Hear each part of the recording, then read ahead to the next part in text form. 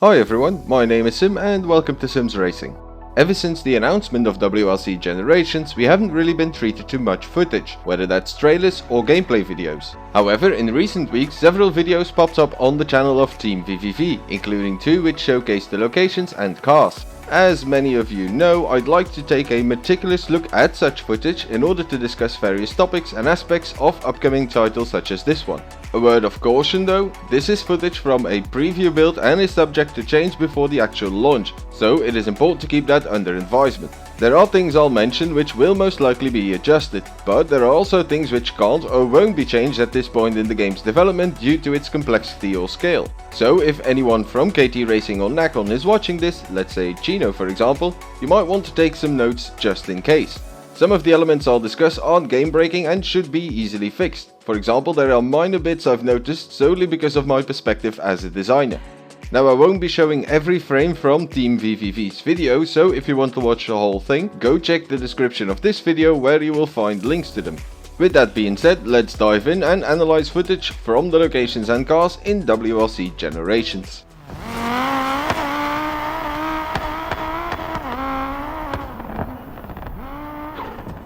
Right, let's start off with the locations and stages. WRC Generations will have 22 locations in total, each with a number of stages. Most will have between 6 and 8 of them, some will have less, such as San Remo for example. All the locations and stages will be familiar to players who enjoyed the previous WRC titles as they were taken from them and used in WRC Generations. Well, I say all of them, but that's the case for every location except Sweden. Those stages are all brand new and based on what I've seen, they look amazingly fun and challenging to drive. Definitely another feather in KT Racing's stage design cap. Now based on TeamVVV's overview video, we will be able to drive in the following locations: Monte Carlo, Sweden, Croatia, Portugal, Italy Sardinia, Kenya, Estonia, Finland, Ypres Belgium, Greece, New Zealand, Spain and Japan. These locations are all part of the official 2022 WRC calendar. In addition to that, you will also be able to enjoy driving in Argentina, Chile, Germany, Mexico, Italy San Remo, France Corsica, Turkey and Wales. As the very astute amongst you might have realized, adding all those up only gets you to 21. To be honest, I actually rechecked both my calculations as well as the footage several times just to make sure I wasn't missing anything. So this means there should still be one more location revealed. The most notable locations missing from previous iterations include Australia, Poland and China. I suspect Australia will be the one that makes the final cut to complete the list of 22.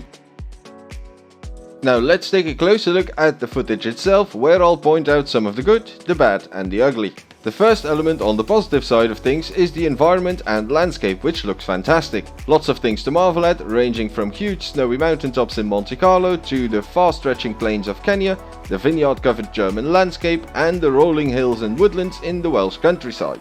Most of the wide shots where you can see far into the distance are stunning to say the least. The second positive is one most of us will agree on: stage design. Even though we only see several wide shots of the stages and, as I mentioned before, most of us know their layout from previous WRC titles, it is worth noting that this is one of the franchise's major upsides. Right, moving on to the bad and the ugly then, where I have two main focus points. Number one being the textures of the road surface. In past videos regarding the franchise, I've mentioned this particular aspect on several occasions. Loose surfaces such as gravel and snow should be multi-layered, with loose gravel on top of a hard solid layer or loose snow on top of an ice layer. From the footage we can see that's not entirely going to be the case, just like in their previous titles. The multi-layered surface is visually present somewhat due to the way the roads are textured. If you look at it from above, it seems like there are ruts with a build-up of gravel or snow on the side. However, when the camera is positioned somewhat level with the ground, you really start to notice that the ruts and build-up on the sides isn't really there and the roads are actually pretty much flat. In other words, not multi-layered as it should be, but rather single-layered, which is what a sealed surface such as tarmac is like. Quite a number of people I've talked to over the years said that driving on gravel or snow feels like driving on tarmac, but with a lot less grip. I myself feel the same way. The design approach for loose surfaces and their physics do actually offer an exact explanation for the driving feel I just mentioned. Now, focus point number 2 concerns the graphics. Firstly, there seems to be a returning issue with the lighting, more specifically the sunlight, and shaders. Looking at the footage when the daytime is set at morning or evening, or when it's somewhat cloudy, the game looks great. However, when driving at midday with clear sunny skies, things really start to unravel. Everything becomes overly bright to the point that it actually starts hurting my eyes. I've mentioned in the past that my eyes are one of the very few parts of my body which are actually in perfect working order. When objects are directly hit by sunlight, they also appear to lose their vibrant color instead of it being increased. It's as if a white layer is put on top with the opacity set at 10%, for example. When you look into the distance in this shot, you can clearly see what I mean. Another way of looking at it is that there is a constant mist hanging about. Now, it's not just when you peer into the distance, but it also affects objects closer by, although to a lesser extent. As far as I'm aware, game developers use this particular technique to prevent graphics cards from going into overdrive, referring specifically to things into the distance. A similar style can be found in Dirt Rally 2.0. However, there is a nice gradual transition in Dirt Rally 2.0, whilst in the WRC games it's rather abrupt, as if there's a certain distance point that once it is crossed, everything goes from being vibrant to pale or misty. Secondly, there's the issue with objects being in focus and out of focus. On multiple occasions, objects hit by sunlight start to look blurry. I've also noticed that in quite a number of wide shots, the center of the screen is more or less in focus, whilst everything outside that particular circle is a mixture of things being in focus and out of focus. It's extremely odd and disruptive to look at. This image is a nice example of what I just mentioned. Now, I took the liberty of encircling the area which is in full focus. Usually there's a correlation between focus and distance. Objects at a similar distance should be equally in or out of focus, something which isn't the case in this particular example, as it is fairly inconsistent to say the least. Oh, remember when I mentioned that distance point where colors go almost instantly from being vibrant to pale or misty? Well, we see more or less the same thing happen with the camera's focus. On the right side of the image, you can basically draw a line where the landscape goes from being in focus to being completely out of focus. Like I said, there should be a gradual transition between both instead of this instant change. Whilst discussing the cars later on in the video, I'll point out the exact same issue cropping up when using the showroom feature. And finally, a rather minor thing I noticed are the snowy weather effects, which seem to be too bright in color. The snowflakes are pure white, whilst the snow on the ground is a darker color due to the shade. Both should be the same color. This most likely has to do with shaders. As the footage is from a work in progress build, I suspect those snowy weather effects aren't optimized yet. If I recall correctly, the optimization for weather effects usually happens rather late in the development cycle. So with the locations part of the video done and dusted, let's move on to the cars. In WRC Generations there are 5 car classes: WRC, WRC2, WRC3 Junior, Legends and Bonus. In the WRC class we have the Toyota Yaris Rally 1, the Ford Puma Rally 1 and the Hyundai i20 Rally 1. WRC2 contains the Citroën C3, Skoda Fabia, Hyundai i20, Ford Fiesta and the VW Polo. In WRC3 Junior we find the M Sport Poland run Ford Fiesta Rally 3. The Legends class then consists of the Lancia Fulvia HF, Alpine A110, Lancia Stratos HF, Fiat 131 Abarth, Audi Quattro A1, Lancia 037, Audi Quattro A2, Peugeot 205 T16 Evo 1, the Peugeot 205 T16 Evo 2, the Lancia Delta HF 4-wheel drive, the Lancia Delta HF Integrale Evoluzione, the Toyota Celica Turbo 4-wheel drive with 3 liveries, the Subaru Impreza WRC, the Mitsubishi Lancer Evo 5, the Toyota Corolla WRC, the Citroën Zara WRC which has 2 liveries, the Peugeot 206 WRC, the Ford Focus RS WRC, the Citroën C4 WRC, the Citroën DS3 WRC, the VW Polo RWRC which has 2 liveries, the Ford Fiesta WRC and the Toyota Yaris WRC. Now it is said that WRC Generations will have 37 legendary cars, however I only saw 23 in TeamVVV's footage, 27 if you include different liveries for one specific car. Not exactly sure where the other 10 or 14 cars are, but that's no small amount. Curious to find out what's going on here. And finally, the bonus cars we will have are the Porsche 911 GT3 RS RGT with 3 liveries, the Citroën C3 WRC, which has 2 liveries, the Ford Fiesta Rally 3 with the FIA Rally Star livery on it, and the VW Polo GTI R5 with the winning design of the WRC 10 livery editor contest. I'll begin my analysis by focusing on the cars within each class first, starting off with the WRC or Rally 1s. As you would expect, they are the focal point of the game, so their 3D models are the best looking ones in the game. They are significantly more detailed and textured compared to cars from other classes. It is rather unfortunate that not all cars were subject to the same quality standards or criteria. Going somewhat deeper into specifics, I do wonder why Bertelli's Funkmati livery is present in WRC Generations whilst Jordan Cerderidis is omitted. Bertelli hasn't entered any WRC events with this car in 2022. Cerderidis on the other hand competed in at least 2 events with his Puma and even more in his Fabia R5 Evo or Rally 2. Neither of the latter's liveries are in the game though. It is a preview build, so it might still be added before launch. The WRC2 cars in general are decently modelled as well, although not as detailed as the WRC cars.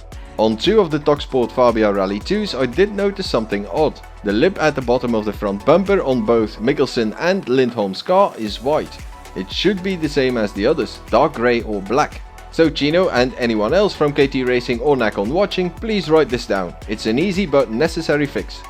The middle of the Ford Fiesta Rally 2's rim appears to be unfinished as well. I hope this will be adjusted before launch because that is definitely noticeable. I was also hoping to see the updated rear spoiler on Huttunen's Fiesta, but that's not going to be the case. This one isn't an issue, but it would have been cool to have it in the game.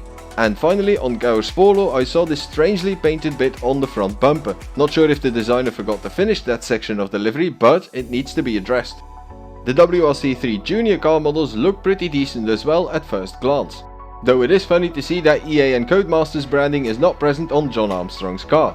Apparently EA and Codemasters didn't prohibit KT Racing from adding it, they themselves decided not to add the logos. At least that's what I've been told. Next up we have the legendary cars where things take a turn for the worse. I was really hoping for updated textures and shaders on some of the cars which were introduced early on in KT Racing's WRC franchise. Year after year, so many people complained about certain legendary cars and the way they looked. Unfortunately, I'll have to disappoint those players because none of them received any updates to their models. If you are sensitive to seeing these cars, I would advise you to cover your eyes for a short while. Here's the Lancia Stratos and the Audi Quattro A2 as it is named in the game. And the final example is the Lancia Delta HF Integrale Evoluzione. Admittedly, not all of the legendary cars are as incredibly bad as this though. You can clearly see that the later a car was added to the franchise, the better it looks. Besides that, I did notice several other discrepancies as well. When scrolling through the list of cars, you can see that the image of the last one shows the Yaris concept car. However, when the car is loaded into the showroom, it's actually Ogier's 2021 spec Yaris WRC. Then there's the Toyota Corolla. In the scrolling list, each WRC car has the WRC designation next to its name apart from this one. Also in the showroom the car is fitted with tyres showing BF Goodrich branding instead of Michelin. It looks like there was a copy-paste error made by someone as these tyres are exactly the same ones fitted to the Ford Focus RS WRC. And last but not least, I have my suspicion that the suspension on the DS3 WRC has collapsed. The protective plate underneath the engine is actually going through the floor. The final class contains the bonus cars which are okay. 2 of them aren't actually new cars but rather bonus liveries for cars in a different class. Now apart from the car models within each class, I do want to point out certain general elements as well. Elements that affect most if not all cars, as well as things regarding the showroom feature and graphics. Sticking to the cars to begin with, first of all, many of the cars which have body panels made from metal appear to have plastic ones instead. This image of the Alpine A110 is a good example of that. Secondly, the parts of the car which are directly hit by sunlight look as if they are covered in a mud layer based on the way the sunlight reflects on it. As I mentioned in the part discussing the locations, the colors lose their vibrance. If you look at this Lamborghini which was wrapped in matte black, you can see a similar reflection effect, something which shouldn't happen with the cars in WRC Generations. What else? Oh, areas that are somewhat less visible have barely been textured. I'm just going to show you a couple of cars as examples, but almost all cars in WRC Generations actually suffer from this. If you look at the wheel wells on the Polo R WRC, you will notice there's barely any textures. Meanwhile, on the Hyundai i20 Rally 2 and the Ford Focus RS WRC, you can see that there's no texturing at all. Roll cages and anything in the boot, as well as the underside of many cars, have undergone a similar lackluster treatment. Cutting corners like this, most likely to save time and resources, tends to jump out once a car is fully rendered in the showroom where you can look up close. Having such a noticeable difference or contrast between decent quality parts and poor quality parts on the same car is extremely bad. It's been this way for a while now and was never addressed when working on their follow-up titles. The issue with tires and rims, which persisted throughout multiple iterations despite the amount of negative feedback, remains unresolved. The shape and size is completely incorrect for each and every car. I'm still left wondering why. What reason could they possibly have for not updating them? Then there's the problem with the windows, something which was present in previous titles as well. Looking at the names, numbers and flags, depending on what's behind the glass, parts of them become blurry, something which affects every car in the game. Another thing I picked up on because of my work as a designer is the fact that cars which should have a pure white base color are actually light grey.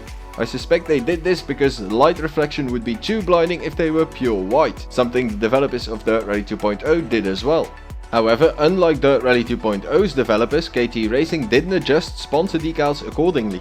In my book, that's a very lackluster approach from a continuity and quality control point of view. Although it is a work in progress build, so with a bit of luck they can still sort it out. A somewhat minor element for most of you, but something which jumps out for me, is the extremely low resolution of the numbers on the doors and or roof, something I mentioned in one of my WRC 10 analysis videos too. And the final thing I'd like to address before wrapping up the video is the following. The showroom suffers from the same issue as the locations regarding things being in and out of focus. You can basically draw a line where it transitions almost instantly from one extreme to the other, which is not even remotely close to what it should be. Having said all that, I do realize that I've been discussing both major issues as well as very minor ones. The minor problems could and should be fixed before launch or shortly after. Unfortunately, certain major ones will remain present right up to the end of the game's lifespan. And that's where I'll end the video. Thanks to all of you for watching. Feel free to drop any questions you have in the comments below and consider liking the video and subscribing to the channel. I would really appreciate it as it helps us connect with more like-minded people. Enjoy the rest of your day, good luck and goodbye.